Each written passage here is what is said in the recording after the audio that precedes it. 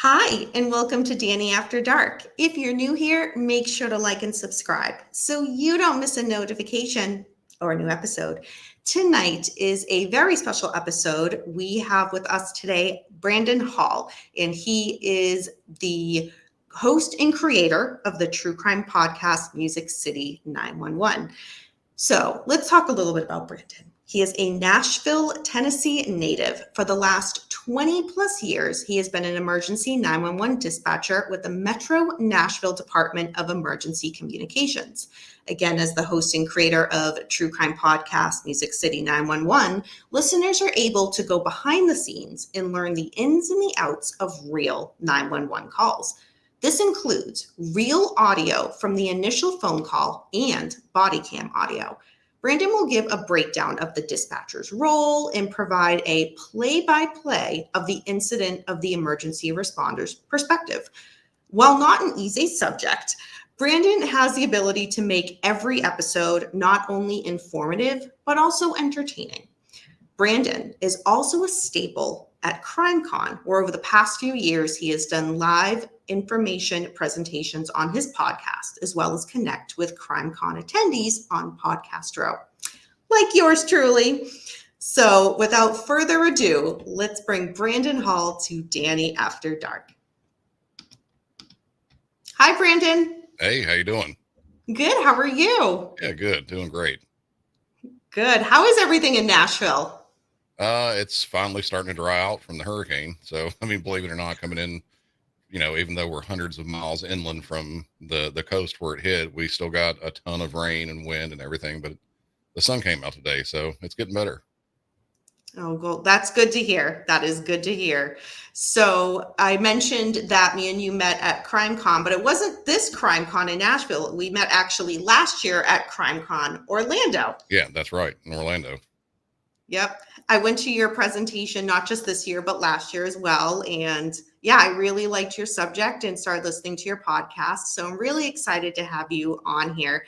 And before we jump into tonight's show, I just want to give a quick shout out. So Mimi is my aunt, and she's very supportive of the show. So my aunt and my uncle were actually lifelong paramedics.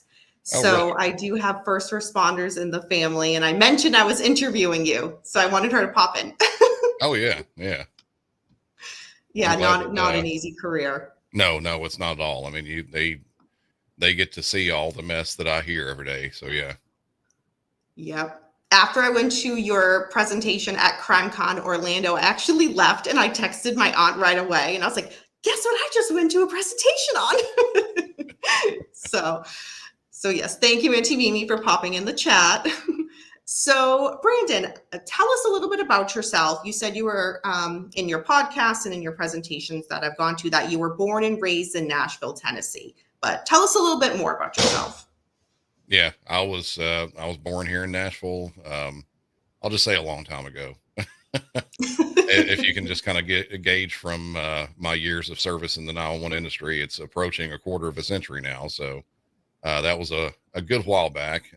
I've always been in Tennessee. I've moved around a bit, but always in Tennessee. I've never lived outside the state. And I started in the year 2000 as a 911 dispatcher, and that was kind of go back a little bit. I think I gave a little bit from this in the CrimeCon presentation. Before that, I've done a few different jobs. Of course, as a teenager, fast food and things like that. And right before I was a 911 dispatcher, I actually sold and rented tuxedos and costumes. So, I went from that, and it all kind of turned into a thing where I had a really cool trip scheduled I was going to go to Europe, and a week before I was about to go, somebody quit, and they said, "Well, we got to cancel your vacation." And I said, "It's not worth that." So, at that point, I started looking for other jobs. Well, once I got back from Europe, I started looking for other jobs, and my dad, he was actually a sheriff's department employee at the time, and he told me that there's a job opening at 911. He said, "I think that you might have the right kind of mood for it and everything." And I tried it out, and it seemed to work, and I guess it did, because I'm still there. So that explains kind of how you began your career as a 911 operator, which is very interesting because that's not kind of what you set out to do No, not at initially. all. I Not didn't at really know. all. Yeah, I didn't really know what I was going to do for a career. I had no real path or anything like that. I was still kind of doing college and everything, and I hadn't decided. I started doing computer science when I was going to college, but I didn't really like that so much, and this just kind of fell out in my lap, and it worked. So I'm Nice. glad I kind of went down that path. Nice. So, for those of us who aren't aware, what is exactly the procedure that happens when a 911 call comes into you? So it's different everywhere. For my agency, we're considered the main agency for the area. So you'll have for each jurisdiction, you'll have like a main agency that'll take a call. And sometimes, depending on how they have their structure set up, you might when you dial 911, you might get a police dispatcher first, or you might get a medical dispatcher or something like that. And the way when I started, we used to do it that way, where we had separate police and fire slash EMS dispatch, and the call would first come into police because that was the majority of the calls. I think it's somewhere between 10 and 20 to 1 or something like that, police Wow. calls to fire slash EMS. And, at that point, if we knew that it was somebody wanted an ambulance for something, we would transfer them to the fire dispatchers that were back then just upstairs from us. But now we've consolidated. That was probably 20 or so years ago that we did that. And so now, if you talk to a dispatcher in Nashville, if you need a police officer, or an ambulance, fire truck, anything, we can all do that all together. And there's no deviation, like any pauses or delays. And there's still small and big cities out there that have those different agencies that are working like that. And yeah, sometimes it can cause a little bit of delay. If they can identify the emergency really quickly, it's not too bad though. Wow. Um, I'm not sure if you'll be able to answer this, but as best you can, what is an average shift for you like? How many calls are you receiving typically? Oh, so it's split up a little bit. It's most people think that we only take the phone calls. We actually dispatch on the radio too, so it's kind of split. But when I first started, and then up till probably a few years ago, when we started getting a little bit more as far as employees and things like that, it wouldn't be anything out of the ordinary for me to field either on the phone itself or dispatch on the radios anywhere from 150 to 250 calls in a day. And it was just nonstop. If you like, the phones were always backed up. If you're on the phones, and then if you're on the radio, you have anywhere from 20 to, I mean, actually, when I first started, there were a couple of radios that had over 90 to 100 officers on them, and they're all talking to you all at the same time, and they all want something, and you still have to dispatch out the call. So you're doing 5 or 6 things at once. So yeah, I mean, it can be really, really busy, and you really have to know how to multitask and do a lot of things at once. Wow, I had no idea it was that many. Oh Yeah. my goodness.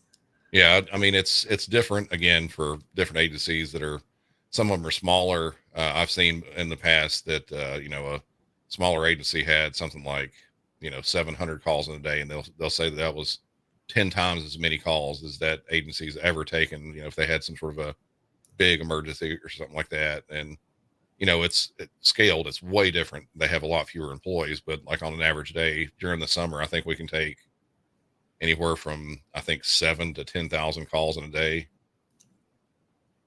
Wow, that's incredible. Yeah, yeah, One of the things at the CrimeCon presentation that you did was you showed a picture. So as best you can describe it, you showed a picture of your workstation, which, folks, it's not just a computer. I mean, I can multitask pretty well, but even looking at that, I'm like, nope, nope, that's up. Can you describe a little bit what your workstation is like? yeah. Actually, that one, I'm not sure if that's if I don't think that was my actual work. I think I got a kind of a stock photo, but it was very, very similar to that. Depending Okay. on the place that I'm sitting at, if I'm on the phones, I've got, let's see, 4 screens in front of me. And if I'm on, And that might not be right. No, I'm sorry. It's 6 screens in front of me now because they've rearranged it a little bit. But if I'm on a like a fire dispatch radio, I can have up to 8 screens in front of me, all at the same time, and that's just an aspect of it. We'll have our phone system and then the mapping system, our dispatch system, all our units, and then we have separate admin computers that we can, if we need to look up something on the internet, like Google for an address or something like that. We've got all these things directly in front of us, and you're constantly having to look back and forth, and then you have the calls coming in, the units that are talking to you, and it can be extremely hectic. And I mean, when it gets like that, I actually enjoy it. I like it when there's a lot of radio traffic. I'm kind of back and forth. Sometimes I'd rather a day where it's just really slow and there's nothing going on, like really early in the morning when I used to work weekends. Nobody was awake yet, and my shift starts at 6:30 in the morning. So on a weekend, nobody's awake, nobody's doing anything at all. You might get a call every few minutes, and that was, that's nice. But to make the day go by really fast, if I'm getting, that nonstop action, it was kind of like that today, just for, I mean, no particular reason, but it was just back to back to back, and it makes the day go by really fast. Wow. So Auntie Mimi actually asked a really good question. Don't mind that I just call her that because that's what I've always No, called her. yeah. Brandon, do you work 12, 16, or 24-hour shifts with such a busy system? I actually just work 8-hour shifts. We Oh, have okay. we have a split kind of work schedule now, where we have a set of 3 8-hour shifts, and then there are a set of 10-hour shifts too that people work. And they're talking about moving everybody to 10-hour shifts next year, but it's kind of still up in the air whether or not they're going to do that. But yeah, it's only taken me, the first time I got day shift with weekends off was, only took me 23 years to get there. So I Oh, tell so people you that, had to pay your dues and then yeah, some. yeah. Only the old folks get the good shift and the good days off. Yeah. Oh gosh. So what are some of the, now that you've talked to us a little bit about what a kind of typical or average shift is like for you, what are some of the biggest misconceptions that you find about being a 911 operator? As far as misconceptions, it's like, if you're talking about the general public, it's I think that a lot of people think that we are simply just operators, and that's not the case. I mean, we are, trained in a lot of different things. We've got a bit of medical training, so if needs be, we can help deliver a baby, or if someone's shot, stop the bleeding, just things like that. Help administer CPR over the telephone. But the people that are actually calling us, there's, I don't know if you would call it necessarily a misconception, but there are times where they'll say, "Can you just get here? Can you just hurry up?" It almost feels like they think that we're about to run and jump in an ambulance or a police car, and we're going to go there ourselves. And I mean, that's Yeah, just not the case. that's interesting. That's interesting on both ends. Yeah. And yeah. Yeah, I actually did not know any of that the trainings that you guys had to, wow, that's incredible. Yeah. I Uh, mean, we want to, the biggest thing for me and the industry in general is that you want to get the help there as fast as you can, while providing any type of care, like any type of pre-arrival care that you can, while the units are on the way there. So just for instance, like if someone is shot, you want to give all the information about the suspect that was involved, and to make sure the scene is safe for the paramedics to go in when they get there. That way they can immediately start working on them. And while they're on the way there, this person's bleeding. So if there's someone else calling, they can, run and grab a clean, dry cloth and try to put pressure on the wound, or, something like that. If there's anything that they can do to help the patient out until help gets there, that's what we'd like to do. yeah, that's incredible. One of the questions that I had, and actually Chris James here in the chat has it as well. What was the most stressful call that you've had? I can't really say like immediately off the top of my head what it was.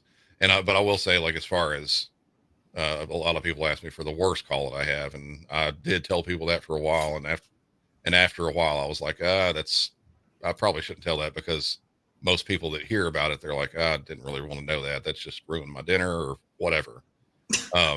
So usually, Go and ahead, go yeah, for it. people. So what I've changed that to is I'll give you, an interesting call that I took this week, or a stressful one that I've had just today. This morning, it was, I guess it was probably around 9:30, 10 o'clock, something like that. This morning, I got a guy that was shot, and he was shot in the back of the head, and believe it or not, he was still awake and talking. Luckily, the bullet just grazed him.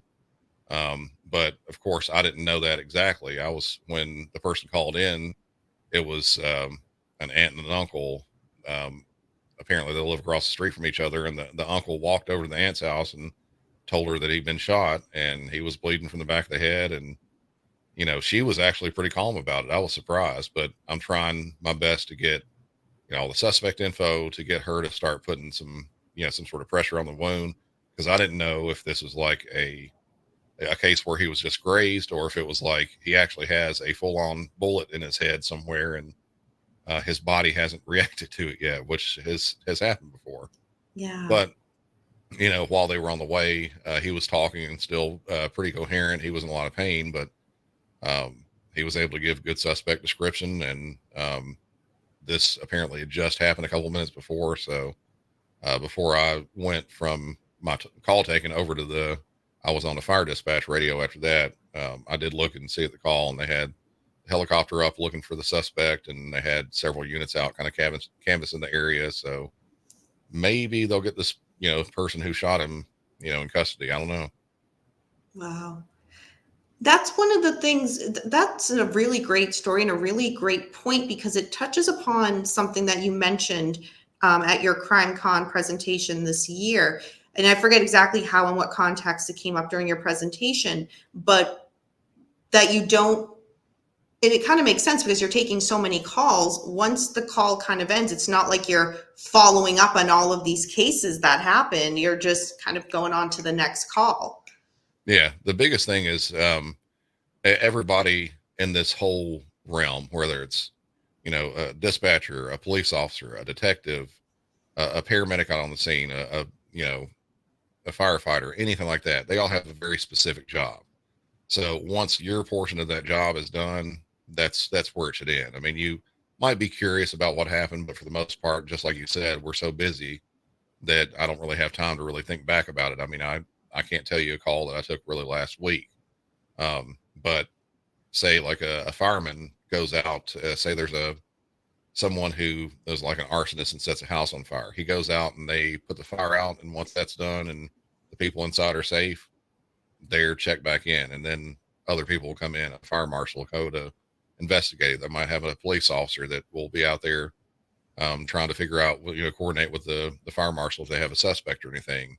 There's a whole, every little piece has something to do. But once we're done with our job, I'm to the point now where I'm just completely and totally done with it. So I think I may Yeah. have, I can't remember if I told this at CrimeCon, but it just popped back in my head that it's become so much like that I think this was probably a couple months ago. I guess it was. I got a call from someone who said, and this was, keep in mind, this is right at the end of my shift. Like it was, I was waiting for the next shift to come in, and my phone rings. And generally when that happens, you're like, well, okay, now I'm going to get stuck on a call maybe. But in this case, it was a guy who was calling saying that his brother was suicidal. He was inside, and he was being very violent with people, and he had a sword holding it to his chest, and he was threatening to stab himself with a sword. He like literally had it, on his chest. And I was on the phone with him. Police got out there, and as soon as the police got there, I let them take over, and my other shift walked in, and I immediately walked out, and I have no idea what happened to it. So Wow. I don't know if he did anything to himself, if they took him in custody, if they took him to the hospital. No clue on any of it. Wow. Do you ever, is it at any point for your job, do you ever have to go, and this might be an odd question, do you ever have to go to court to testify on any of the calls that you've taken? Or is that not happen and that's just kind of in the movies and on TV? It does with some. I mean, I've never had to do it. Generally with something like that, they'll have, we do have a person that's part of our quality assurance, and She just essentially goes and verifies the authenticity of the recording. That she'll go to court and they'll call her to make sure that the recording itself is authentic in its full form, not altered, anything like that. But as far as us going to court, I can't recall any time that I've been there that any of us have been called to court for anything like that. Okay. Another kind of still going on the, misconceptions based on like TV and movies, which I know I'm guilty of myself. One of the things that I'm just wondering how you guys are able to do this is some of the calls that I'm sure you have, like people are calling at essentially sometimes the worst moment of their life or something's happening. And how do you, when they're hysterical, they're crying, they're screaming, how are you able to make out what they're saying sometimes? Because sometimes it seems so unintelligible. And how are you then able to like discern where they are if they're so hysteric they're not able to provide that, or maybe they don't know where they are? How are you able to get all that information out of those types of calls? Generally, you'll try different calming techniques to try to get them calm. And like we're lucky now that our systems are a lot better than when I started. If you can imagine, back in 2000, I've actually looked this up and I can't remember the exact number, but it was somewhere around only, I think 30 or 40% of people had cell phones back in 2000. Wow. So back then, to give you an idea, if you were, say that you had a late night job or something like that, and you're driving down the road and a deer jumps out in front of you and it totals your car, you had no phone to call and you're out in the country or something like that. There's no gas station to walk to. We would have people that call in 3 o'clock in the morning saying there's someone outside knocking on my door. They said they just had an accident. That would happen all the time. I mean, it was seriously multiple times every single day and night, because people didn't have a phone. You fast forward a little bit to where people started having phones, but the GPS wasn't really a thing quite like that then. Say in like before smartphones really became a thing. So late 2000s, early 2010s, that type thing. That's when we started kind of moving into having smartphones, and then the GPS got a little bit better when we first got our what we called a phase two wireless. It was the smart version of cell phone signal, because used to it was just it would hit off of a cell phone tower, whatever the call was. It would hit from the cell phone tower, and we would get that information, but that was all. There was no further location. Once we got our Mm. phase two, they told us that it's way better than what it was, because that could be the old system. It could be miles. I mean, seriously, miles. And this narrowed it down to approximately about a football field size of a radius where they could be at. And now it's down to feet, generally. And if you've got like a good phone with good GPS and a good signal, we can actually narrow it down to, if you're inside of a house, I can almost tell which room you're in.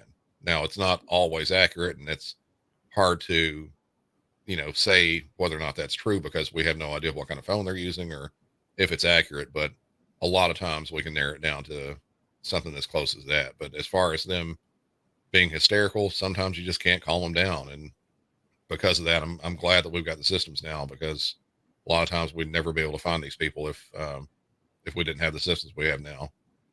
Yeah, that's incredible. That's incredible to hear too, that where you've been doing this for so long, you've got to see the evolution of technology really help what Yeah. you do for that's incredible. Yeah. When I first started there, I didn't have a cell phone. I think I got my first cell phone maybe a year or two after I started there. So every day I was driving into work, just, we think about it now. I mean, if you have any type of emergency on the interstate or on a roadway or whatever like that, you just pick up the phone and call. You can call a wrecker service or a relative or something like that. It literally help at a push of a button. But back then, you were kind of going blind. You just went. And to think about where we've come as, people in general. I mean, I would drive hundreds of miles on a vacation with nothing Yeah, more than an actual road map. And yeah, it's really come a long way. yeah, absolutely. Let's see. We have an excellent question here. What advice would you give to someone who wants to be a 911 operator? Well, first off, you want to seek out anything local to you to see if that location's hiring, which most of the time they are. There's a really big turnaround because people like to. Well, some people would like to do this, and they get into it, and they're like, "Okay, this is way more than I thought it was. It's not as simple as sometimes they make out, like you said, on like TV and movies and stuff like that. It's a lot more involved, a lot busier. You have to be able to do so many things at one time. But the first thing is finding out if there's an agency close to you that's hiring, if the pay is going to be right for you, because that's something that's usually dispatch centers don't start out that much. Um, Mm. I'm trying to remember back. I think when I started working there, I was making somewhere around $9 an hour. It's gone up a lot since then, but still, it's not. It's not great or anything like that. I'm not Scrooge McDuck having a bathtub full of coins I can swim in or anything, um, but no, it's finding things like that, seeing if you can get in and do the job, going through usually a pretty intensive interview process.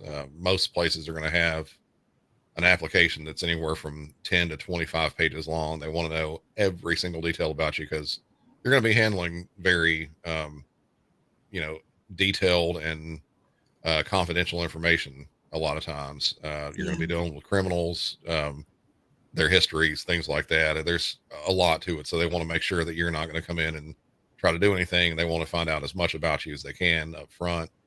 And then they'll have training, which varies widely. I mean, if you're some of the smaller agencies, I think when I say small, I mean, I'm talking about, I live in a town of 1,000 people and we have one dispatcher working, you know, per shift or whatever like that. They may literally just say, once you're hired, all right, sit down and get to work. And that's your training, uh, up to an agency like mine, where you have weeks of in-class training. Then you have months of on the floor training where you actually have a trainer with you. And then to go to the next phase, you go back into class for another few weeks for train on the radio. And then it's another few months after that. It's the first year that you're a dispatcher at my agency anyway. It's almost all training. It's a Wow. long process, but it's to make you a better dispatcher. Wow, that's incredible. I had no idea that was that much training involved, but that makes sense. That makes Yeah. sense. Wow. What are your relationship with the other first responders? Because you're in communication with them so much. Can you talk a little bit about that? Well, as far as being in communication with them on the radio and sometimes them calling up on the phone, yeah, we just, it's mostly, job related information and stuff like that. But, a lot of people, this is another good, I guess, misconception. A lot of people think that dispatchers are at the police station, and we're not. Well, I'll take that back. Some places do have it like that, the smaller places, but like my agency, we are our own department, Okay. so we're not necessarily directly associated with anybody else. So we have our own building, and I mean, we'll have some firefighters come up there to tour the facility, or police officer come up there to let new trainees see what's going on or see what they do. That happens from time to time. For the most part, we don't see them very often, so it Okay. wouldn't be as close of a relationship as you would see in a movie where there's a constant flow of police officers coming in and out of the station and they're checking in or whatever like that. It doesn't happen like that. Okay. Yeah, that is different than I thought. Yeah. Interesting. What would you say are the challenges and rewards of being a 911 operator? The challenge is just the job itself is it could be anything. I mean, it really depends on the person, I guess is a good way to put it. Okay. Sometimes you're going to have someone who dispatcher. I mean, it's anybody can have one little thing. So one person might not do so well with a lot going on. They might kind of slow down or something, or can't keep up with the traffic. When I say traffic, like radio traffic, other people, some people might be like, say that they are a new mother and they've got a small child at home, and then first thing in the morning, they get a call from another mother who has woke up to find their kid not breathing and blue in the face and cold to the touch, and just from a normal medical, like no foul play involved or anything like that. But this mother is screaming their head off, and they're trying their best to save this baby that probably can't be saved. And you're trying your best to get them under control to where if there is a way to help them, if there is a way to administer CPR, you can get them doing that and doing it quickly, because literally seconds count for something like that if they're Yeah. able to be helped at all. Um, but past that, it could be just an angry caller. Something seriously, every single day, there's someone that calls in and they start yelling at you because they're they want police there right now, and they have sometimes like little conception, or they have little way of thinking about what else is happening in the world. So say that you're at a traffic light, get rear-ended, and it's a fender bender, nobody's hurt, nothing like that, and they have to wait for 15 minutes, 30 minutes, sometimes even sometimes a couple of hours for a police officer to get there, because there are in fact other things going on in the city that are prioritized over what they have. So if Right. you have someone who's involved in that accident, they might call in and be really upset because they've had to wait a certain length of time, while we have someone who, like this morning, got shot and they're looking for active attempted murder suspects. That takes a little bit of precedence over something that's going to be handled pretty much by insurance companies in the first place. Right. Right. So that's some of the challenges. What about some of the rewards? Rewards for me, and I think I may have touched on this at CrimeCon too. I like helping catch the bad guys. I mean, when I can do that, it feels pretty good. The medical side of it, yes, seriously, every day we're helping send out an ambulance to someone who's having a heart attack or really in distress breathing. On occasion, we'll do CPR or help administer Narcan to someone who's had an overdose, and kind of bring them back. It's pretty rare, and you might have a call where, like I said before, you help deliver a baby. That's also pretty rare. So that is pretty good. But like I said, I really like helping if there's a way, if there's a bank robbery or something like that, and the person just walked, like the suspect just walked out of the door.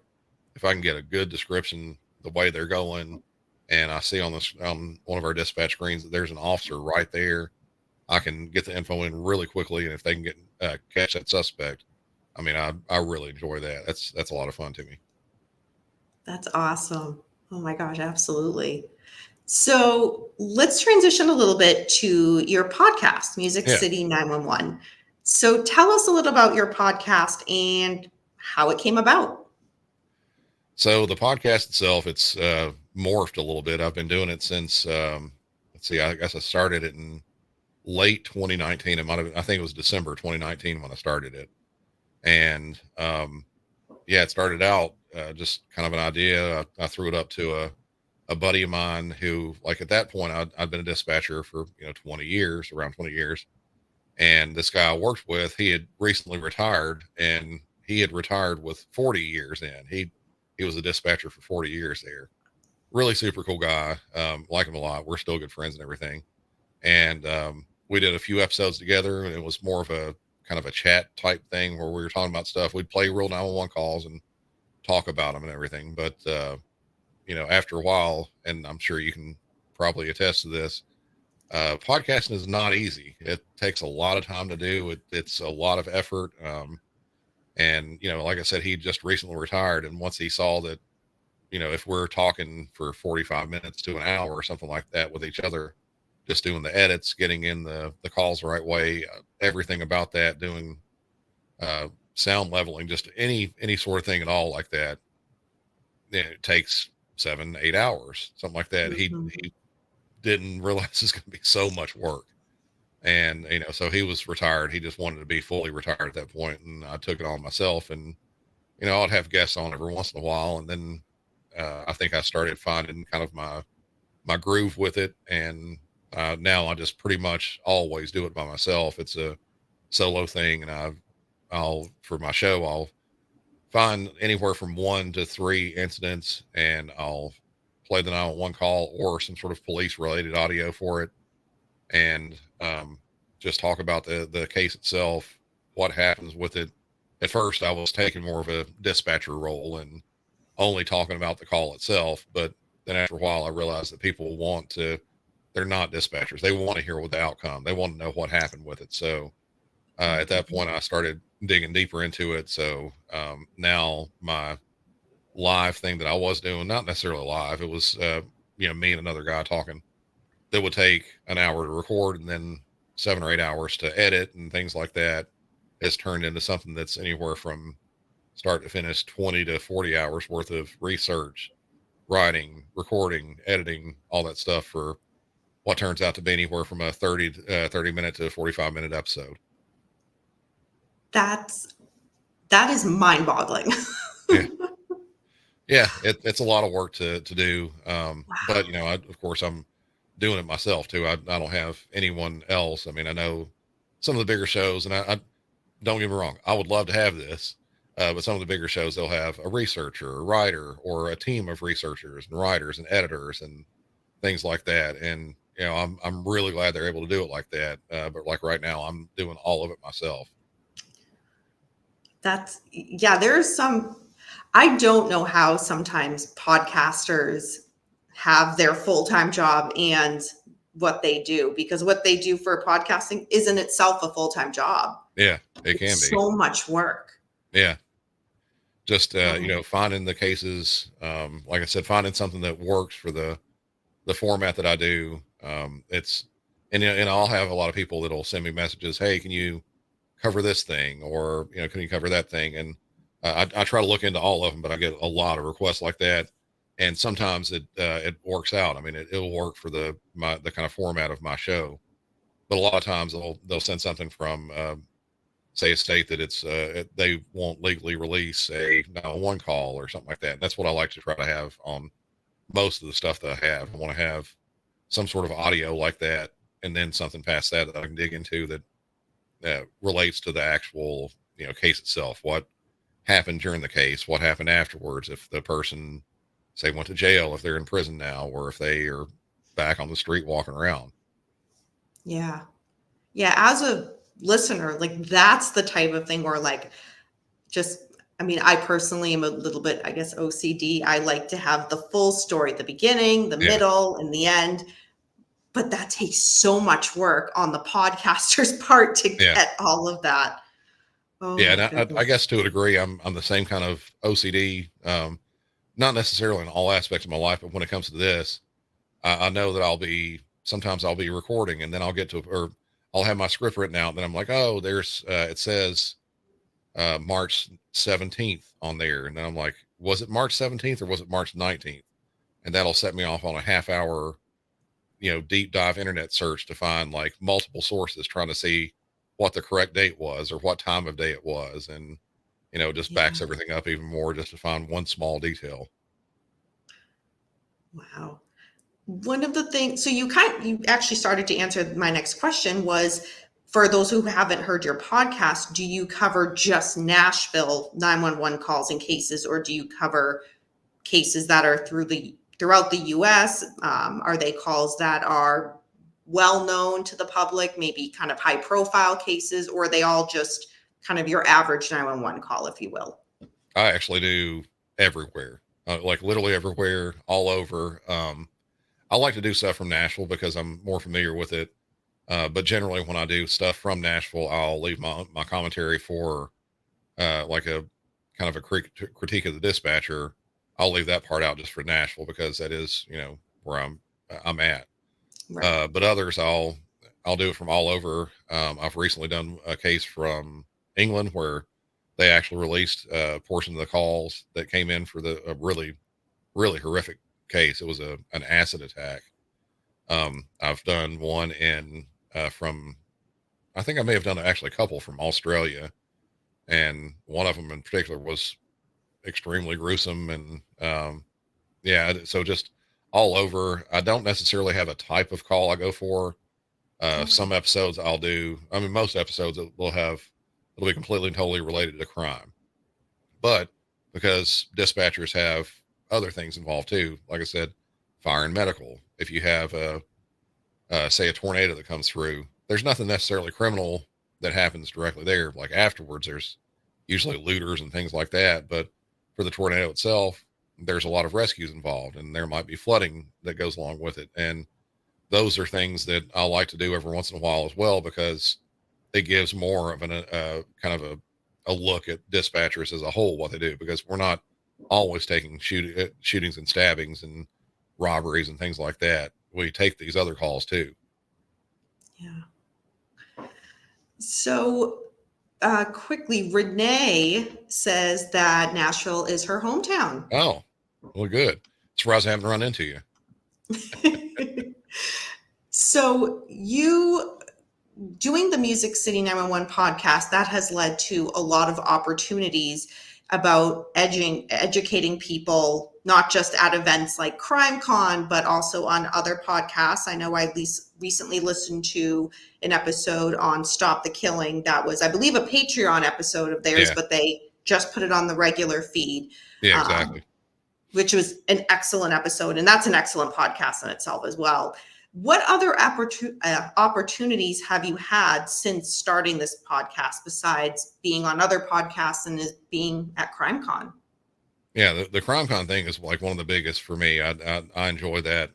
The first time I went, it was in Vegas. Was I guess 3 years ago, and or 2 or 3 years ago. But anyway, it was completely and totally new to me. I walked in with no idea of what it was going to be like.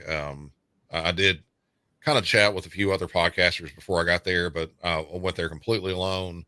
Nobody else was with me. I just had to sit there and, kind of feel everything out as I was going. And not only was I going as a first time podcaster, on Podcast Row, where you just kind of tell people about your show, but I was also a speaker there too. So I'd had to come up with my own presentation, and I made it interactive, and people seem to really like it, with having people come up on the stage and take calls and things like that. And, that was just a huge thing. And I absolutely fell in love with the entire weekend. It was nonstop. It was one of the probably more mind numbing and like even physically strenuous at times that I've had, because like when I first got there, the hotel hadn't, like, I got there the day it started.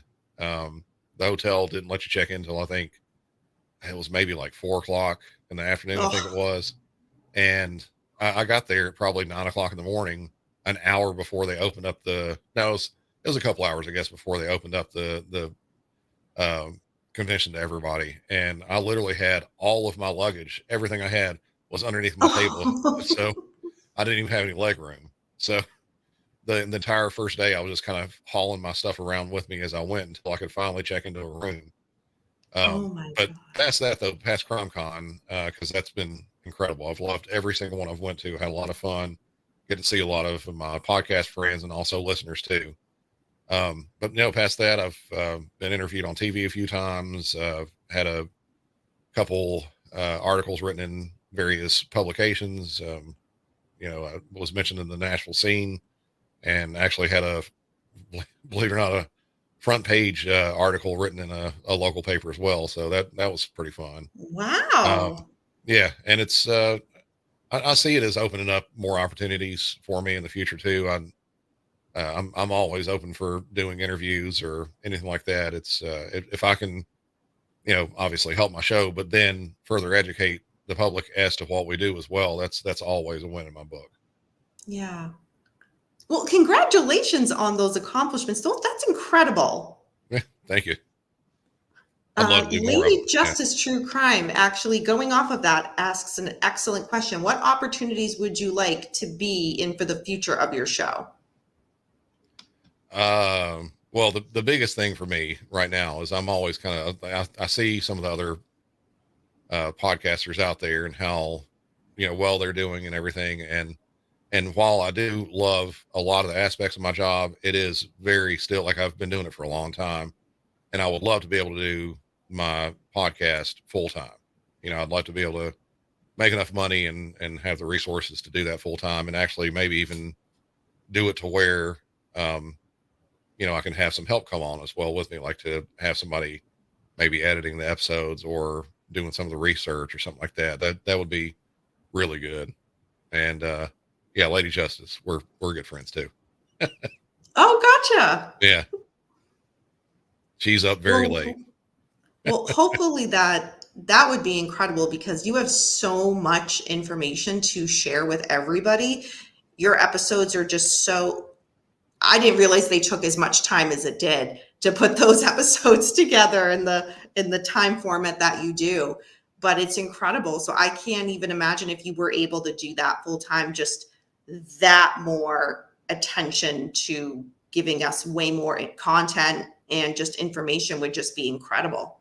Yeah, and that's So, another aspect of it too. If I was able to do this full time, I could spend way more time trying to find more information about the calls and being able to really dig deep into stuff. And one of the things you actually said a little while ago, asking if I do more well-known case, kind of under the radar stuff, I do a little bit of everything. yeah. Some of them are bigger cases, some of them people have never heard of.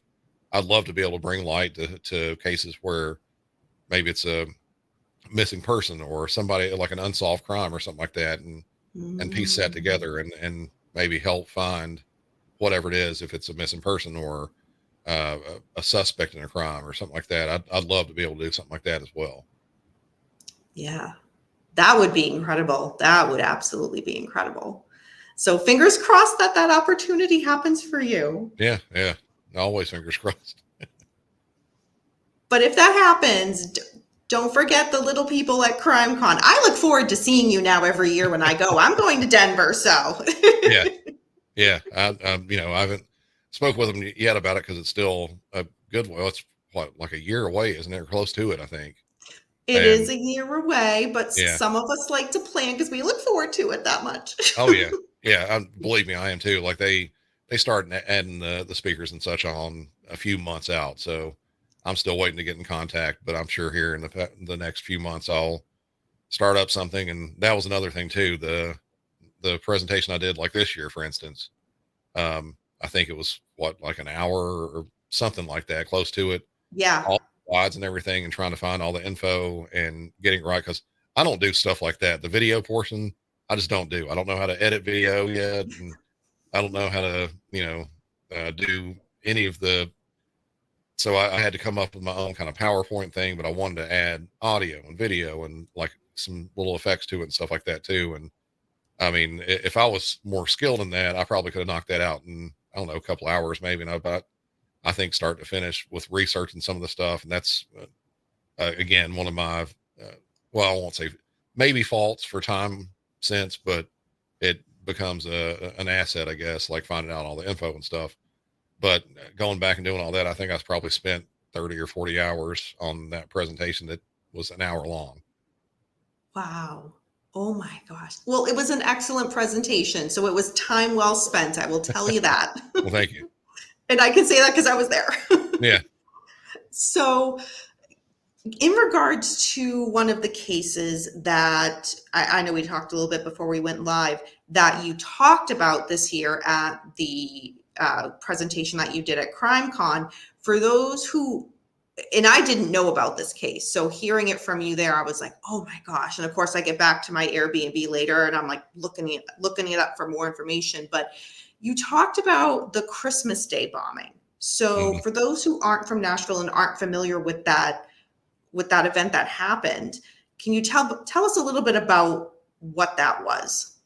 Yeah. So to give you kind of a rundown, because this is literally how my day went, and to give you a little bit of back information too, Christmas Day is probably our slowest day that we have, like for the day shift, as 911 dispatchers. Like people are, I mean, they're not going to work, they're not wrecking on the interstate, they're um, generally sleeping in late. If you don't have kids, if you do have kids, you're up having your time with your kids. I mean, that's the way it kind of is. Yeah. So it's generally like one of our slowest days of the year. So if if I don't have anything scheduled early on for that, I don't mind working Christmas Day at all. We try to plan any type of big, huge family gatherings for Christmas, do them different days or something like that. But in general, with something like that, it's just really, really slow. So I walked in that day thinking that's the way it was going to be. The radio that I had that I was assigned was our what we call countywide. It's a kind of a fallback. It's you have general like detectives and any type of support units for the police, things like that. You're tasked with calling wreckers and just doing kind of some extra stuff over what a normal dispatcher would do. And that was a radio that I had. And usually on Christmas Day, everybody, because it's so slow, everybody's just really relaxed and they're able to sit back in their chair and not do too much. And it's a you're really welcome, not the norm type situation. But when I walk in, my shift starts at 6:30 a.m. I walk in and people are up walking around and like look really busy. And I'm like, what's going on? And the guy that I go up and take the radio from, I was like, what's going on with this? And he says, well, there's an RV park down on the Second Avenue, and for the past few hours, it's had this message going off saying it's going to explode. And then he literally touches his. I'm sorry, I just bumped the microphone. He literally puts his hand on his headset just like that, and he goes, and it just blew up. Like they put it out over the radio that there was an explosion. So at that point, I said, all right, we'll just hop up. Let me jump on it and get going. And at that point, everybody responded to it. At the time, there was, I don't know, maybe, I mean, it's a real skeleton crew in general. Christmas Day, it's not that busy, so you don't need as many police. You don't, the firefighters, they generally stock, the amount of firefighters, they're pretty much the same all the time. But like dispatchers, we let extra people off for the day to be with their families. So we're skeleton crew all around. And there's this major explosion that happens right in the center of downtown Nashville. That's, a block and a half off of Broadway, the main strip there. And, we start fire crews out there to the scene. We have no idea if anybody's hurt, how many people are hurt, if anybody got killed, any of that stuff. And once they started getting down there, and luckily, because there was so much warning with this loudspeaker system that was in this RV, it literally was playing a kind of a countdown saying, stay away from this. It's about to explode. And then at 6:30 in the morning on the dot, it exploded.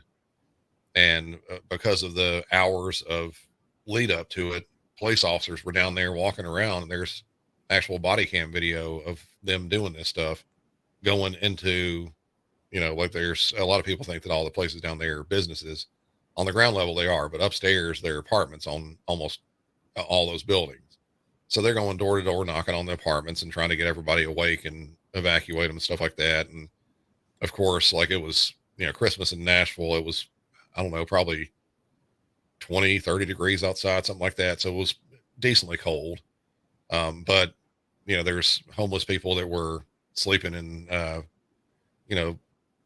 walkways and things like that, like, or trying to keep warm on vents, things. So they were going around and trying to get them to move as well. That way, if it did blow up, then as few people would be hurt as possible. And luckily they got everybody out that they could. And other than the bomber himself, nobody died. So that was really surprising. But the whole backstory to it, the guy was, seems like he was pretty crazy.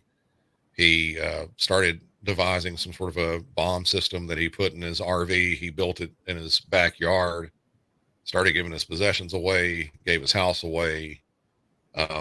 But for over the years, he believed that there were a race of aliens that were like reptile people, and he thought that they were invisible and they would walk around state and national parks, and he would take trips to these places, and he'd have all this equipment that he bought off the internet that he believed he could see him with, like special binoculars and things like that. And then when he got out there and he couldn't see him, he, instead of believing that, okay, well, maybe they're not there, he just started believing, okay, they're using cloaking devices now. So just he was really outside of his correct mind. And he had worked, I think, if I'm recalling correctly, I think his father actually worked for AT&T for a while, and he somehow got a beef with AT&T, and he parked the RV right outside of one of the main telephone and internet junctions in Nashville, which was right there on Second Avenue. He was using that as a target. So he wanted to knock out communication as much as he could. And he did. It was for a lot of the Southeast, we had interruptions in phone systems, not only for the public, but also in 911 centers. It was something that wasn't, I don't want to say it wasn't prepared for very well, but the fallback systems, they didn't kick in quite as well as I think anticipated. And luckily for something like this, they were quickly corrected. So if something like that were to happen in the future, it's not going to go down the same. Yeah. I guess I didn't realize from your presentation that you worked that shift and Yeah. you worked that day. I didn't realize that part to it. Oh my gosh.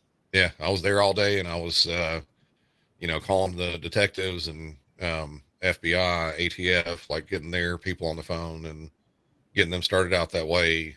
There's just a ton of notifications you have to do for something like that.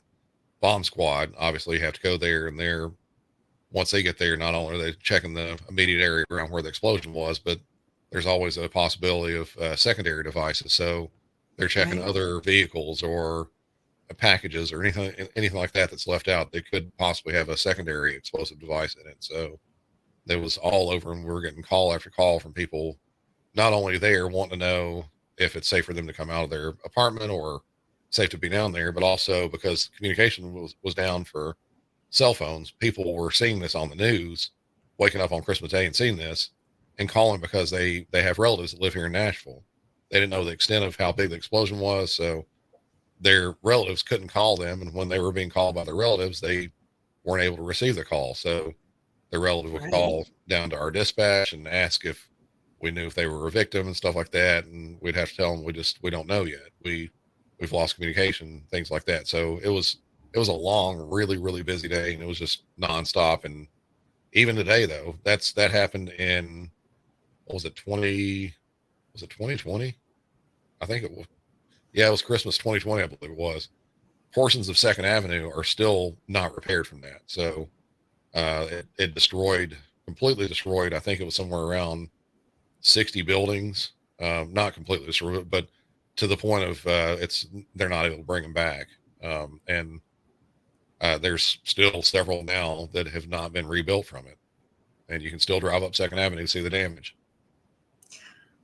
I did do that one. Yeah. When you mentioned that during your presentation, and I know I was going to be in that area, I was like, I wanted, like, you showed a picture, but the picture didn't do it.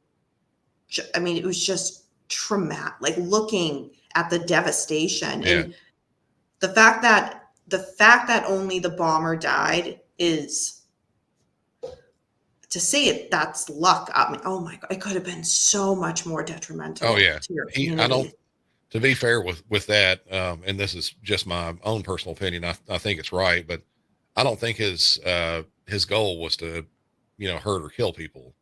I think he seriously wanted to disable the communications, and that was it. I mean, it'd take himself out too with it. Yeah. But, he could have done that at any other point. Like he actually chose if he was going for that route, like not wanting to hurt people, that was the best time to do it. Christmas Day in Nashville. Most of the people that live in Nashville now are from somewhere else.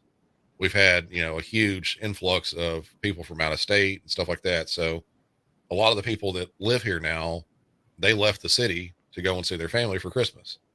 And plus the fact that it's Christmas morning, businesses are not open. Nobody's out walking the street. Nobody's doing anything down there, especially that early in the morning. That's another thing too. 6:30 in the morning on Christmas, it's just absolutely dead downtown. There's nothing going on at all. So I think he actually picked a time where there would be the least amount of, actual human damage to it. So if that's what he was going for, I think he did it pretty well.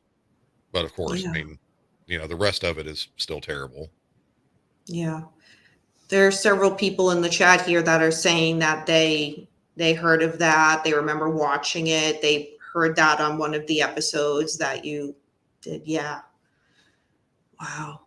So switching gears a little bit from that. Well, thank you for telling us about that. For those, again, I wasn't familiar with it until you gave that presentation. So for Yeah, and educating people on something that. else too. If you, I can send it to you if you want to, show it for your viewers or whatever like that. I'll have to look it up. But there's really good body cam footage of, the officers that were down there, and it's really incredible to watch. Like especially when it Mm. happens, um, the officer that the one they released anyway, he is walking around the corner, and he went to his car to get something out of his trunk, and that's when it hit. It was like he didn't have his body cam turned towards it, but as soon as it blew up, it's like he's walking down to his car that's around the side of a building, like completely on the other side of the corner from the street that it's on, and it goes off, and everything is normal before, and then when it looks back over, all the windows in the building he's standing next to are completely blown out, and debris is like raining down, and it's just this huge, explosion sound. It's so yeah, I'll try to look that up and send to you. It's incredible. Yes, that would be, oh my goodness, absolutely. Oh boy. So in regards to your podcast, I know we talked about kind of ideally that you would love to be doing this full time and to again bring a lot of this information to the public. What does the more immediate future hold for your podcast? I mean, really just kind of putting out more episodes. It's I'm literally every single day looking for something new. I've got like for instance, I usually release my episodes on Fridays, and generally after I release the episodes, I start looking for my next episode. Where a lot of podcasters they're able to do 2 or 3 episodes out at a time. They've got stuff in the bank. I'm not one of those people. I like kind of doing it as I go, and as soon as I'm done with it, I want to release it, that type thing. So almost the day of, like when I release it, I kind of look at my numbers and downloads, things like that, and I immediately start looking for my next case, the next episode, to see what I'm going to get into, and then I try to start forming an idea of sort of a theme, if I can do something like that. Sometimes I'll throw random incidents in together to talk about them, but if I can keep it to a theme, like this past week I did one called Teens, and it was just teenagers who were involved in certain things that were not at all good. But if I can do something like that and find stuff that I can cover, that I can get the audio on, stuff like that, then I'll do it that way. So just putting out more episodes at the moment, and at some point, I think we talked about this a little bit too, I'd love to start doing YouTube videos where Yeah. I can do my episodes kind of in the same format, but then add a video aspect to it as well, where I'd be on camera a little bit, and then I try to maybe put in some photos of if it's a crime scene or the house that's involved or a vehicle that's involved or the picture of the suspect, or a lot of times I use the body worn camera audio. I use that on my show now. I can actually just put in the video, that way everybody can see what I've been talking about instead of hearing it. So I'd love to be able to do that, but again, that's me adding something else onto my already overly full plate, and it's kind of hard to learn video editing and how to get the camera working correctly, and then actually making a decent looking set, which I don't have now. Yeah, Yeah. just things like that.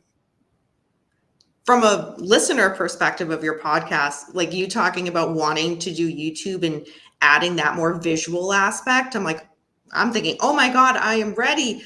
Go for it, do it. But then I'm like, it's a lot of work. And like you said, Yeah. to add that to what you're doing.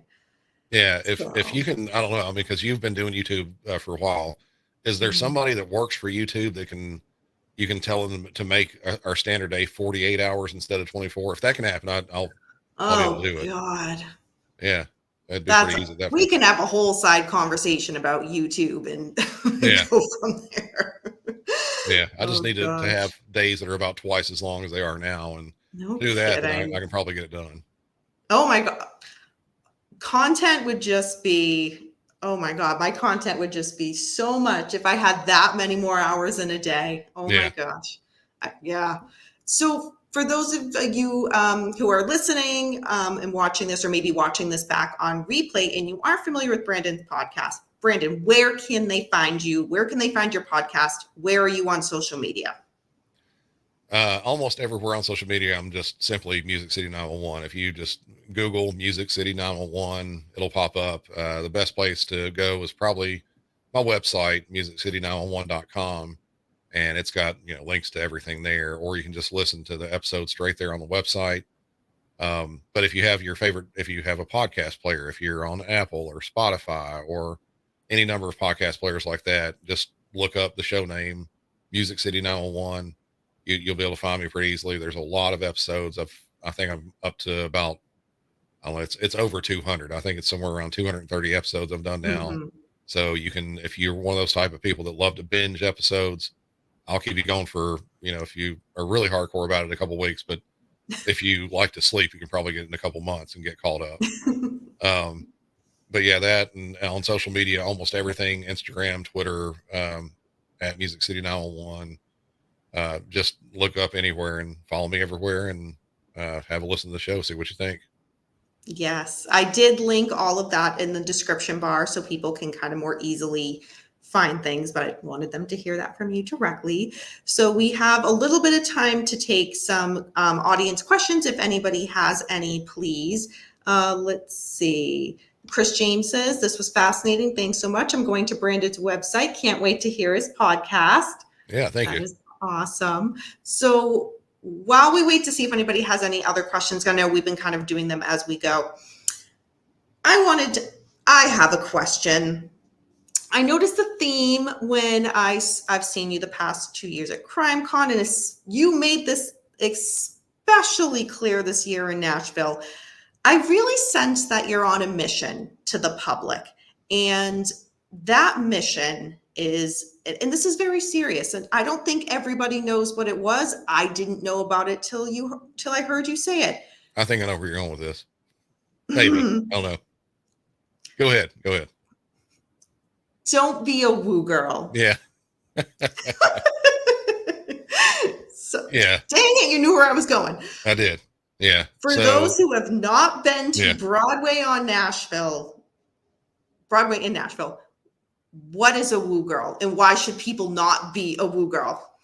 Okay, so when this started out, it wasn't as bad as it is now. It has grown to be a huge thing. Like Nashville now is the bachelorette party central. It's like the capital of the world for bachelorette parties now.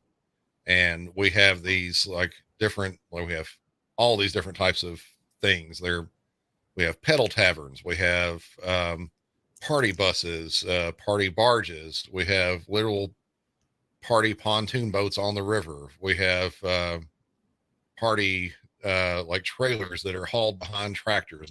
They all have lights, and they're essentially like a dance club on wheels.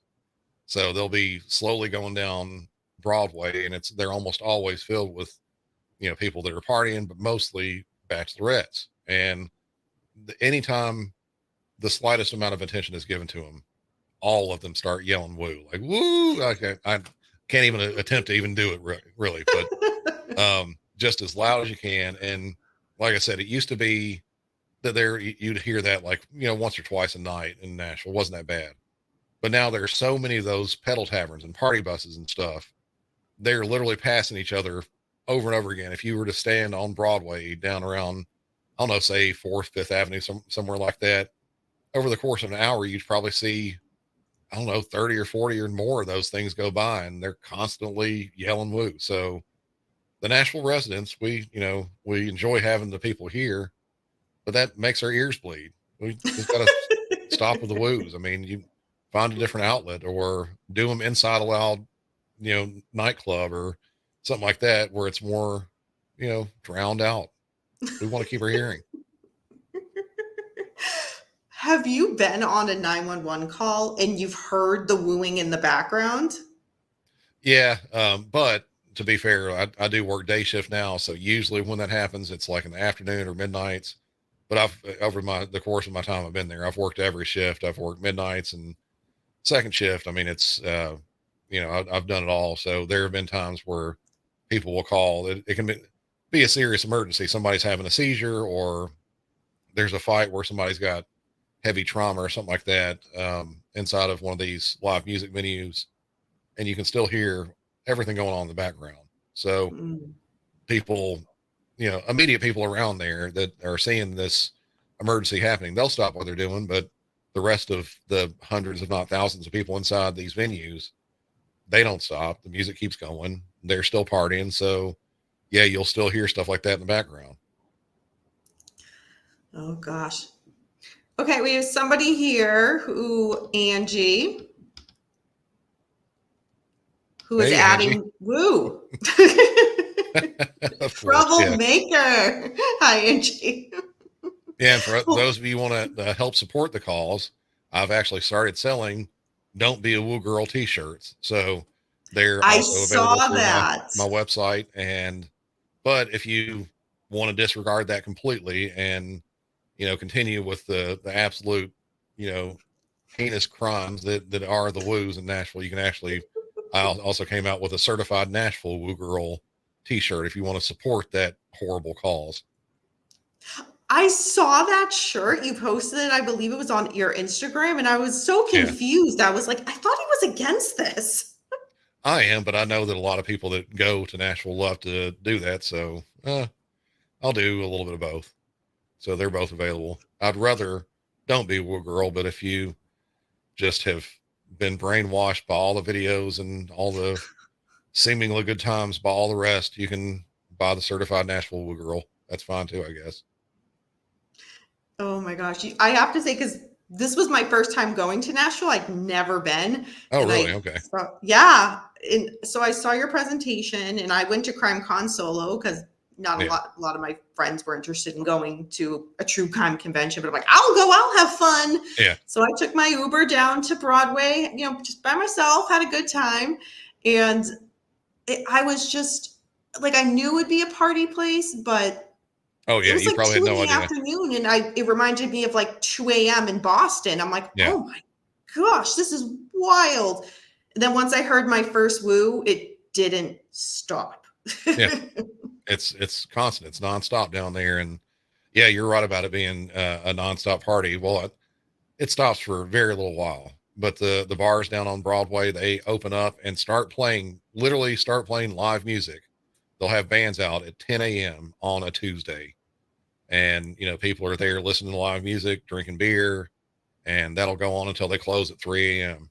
So it's constant. And it's just, during the day, sort of an older crowd, the people who want to hear good country music, stuff like that. And then Yeah. as the night progresses, it gets a little bit different, and you might change that into rock stuff or more of a nightclub type atmosphere, whatever like that. But yeah, it's a scene. It's definitely a scene. Tens of thousands of people, and sometimes even more than that. I think our biggest time is usually 4th of July for the fireworks, because we have the biggest fireworks show in the nation for the 4th of July now. And I think last year they said there were somewhere around, it was like 250, 300,000 people that were on Broadway or in the immediate Nashville, like downtown area, watching the fireworks. I mean, it's seriously a sea of people all the way up Broadway and then on all the connecting streets as well. It's incredible. I didn't know that. That's so cool. Yeah. And the fireworks show it's immense. It's just seriously huge. And actually, I think that they said it was either New York or Boston that had they had the biggest fireworks show for 4th of July before Nashville. But Nashville just keeps on adding, and it gets bigger and bigger every year. Well, taking it from the East Coast. Come on, come on. No. Angie has a question. Yeah. Let's see. Brandon, did you have to obtain approval from your employer before starting your podcast? Great question. Yeah, I did. And just it's a couple different things. We generally have to declare, because this is our full-time job. We don't have any part-time dispatcher. So this is our main job. So any secondary employment, no matter what it is, we have to have approval for.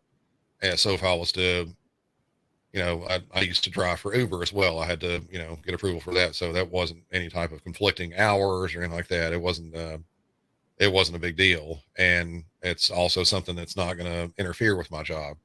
Same thing with this. When I first started it, I mean, I am making some money now, not as much as anybody would like to make, but it wasn't even a job at that point. It was more of a, I guess, like a hobby, um, Right. is a better way to put it when I first started it up. So I wasn't, I wasn't using any calls from Nashville, not my own calls, anything like that. And it's kind of moved to, I mean, I guess I'm still, I guess it'd be considered media, just like, news channel or something like that, that type of thing. So any type of calls that I want to get that's through my agency or any others, I have to go through the same process that, say, like your Channel 4, Channel 5 news would have to do, same requests, the same thing. So I don't get any advantages by working there, finding incidents or anything. I got to go through the same route that they do. Gotcha. That's a very great question. Thank you, Angie, for asking that. That kind of off the top of my head. So do your not just your supervisor or whatnot. So your fellow employees, I'm sure they know you have this podcast. Yeah, they do. Do And they some of them have listen been on to the show it? Do too. they give you a hard time? Like, oh, Oh, no, how does no, that nothing work? like that. I've had a few of my coworkers that still work with. I've had a few of them on the show too. One time I had a coworker of mine that did deliver a baby. It was she actually delivered a baby. She over the phone. It was a boyfriend and girlfriend. They were on their way to the hospital, and the baby was just going to come out. There was no stopping. So they literally pulled to the side of the interstate, and she helped birth the baby over the telephone on the side of the interstate. So I had her on talking about that, and yeah, just if I have something that here recently I don't do quite as much anymore because of my format, that it's changed a little bit. But if there's something I can have another employee on the show, I love having other people on because it's so much fun. Because usually I'm sitting here in the room and writing and typing and doing all the recording myself. So having somebody else in here from time to time, it's pretty fun. Yeah. I do like when you have your, other guests on, especially other colleagues, not, no offense to you, because I love listening to hear you speak, but it's everybody.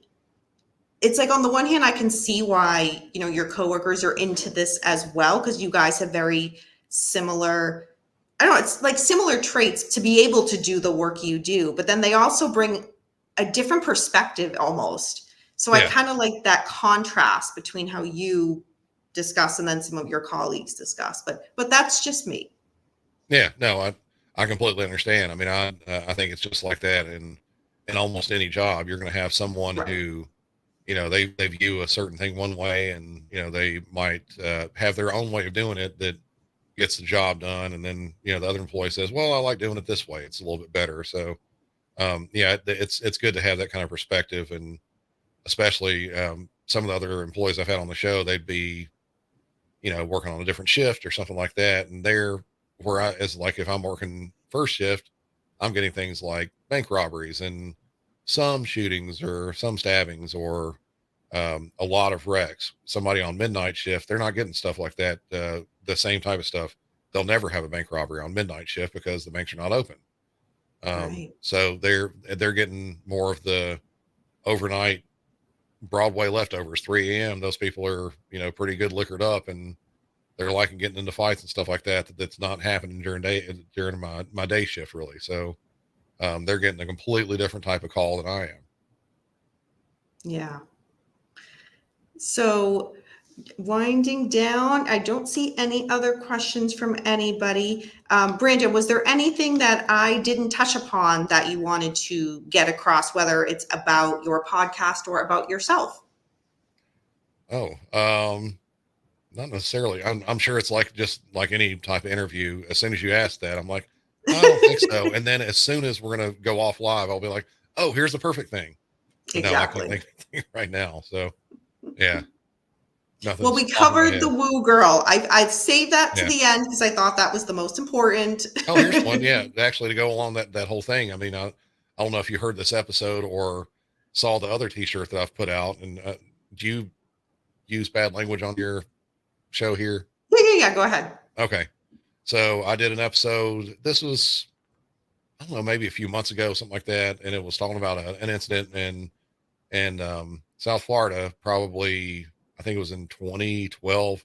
And stuff like this actually happens pretty often, but this was an airboat captain that was doing one of those swamp tours down there in the Everglades. And what he would do is he would stop, and there are alligators obviously all over out there.